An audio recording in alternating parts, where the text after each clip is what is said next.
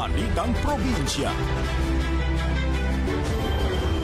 Mga kakibat, arestado ang isang high-value individual sa kinasanga buy-bust operation ng Pagsanhan Municipal Police Station at PIDEA Region 4A kahapon ng madaling araw, November 16, sa Barangay Poblacion 2, Pagsanhan, Laguna.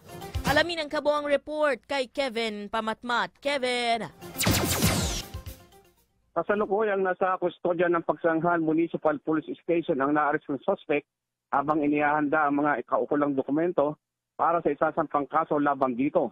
Dahil nga ito sa paglabag sa Section 5 at 11 ng Republic Act 9165 o Comprehensive Dangerous Drug Act of 2002. Makaraang masakote ito sa inilatag na bypass operation ng Pagsanghan Drug Enforcement Unit at PIDEA Region 4A na matapos sa magbenta nga ito ng hinihilalang Cebu sa pulis na nagpanggap nga na posture buyer. Inilala ni Police Colonel Dionar R. Yupio, Acting Provincial Director ng Laguna Police Provincial Office, ang suspect na si Alias Nico, residente ng Pasig City, Metro Manila. Sa ulat naman ni Police Major Abuak na kumpiska kay Alias Nico ang 2 piraso ng nut-tied plastic bag na dalawang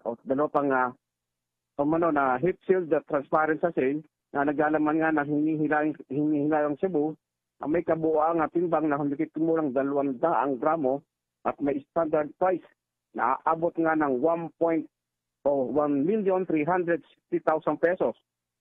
Mula Laguna, Kevin Pamatmat, News Night.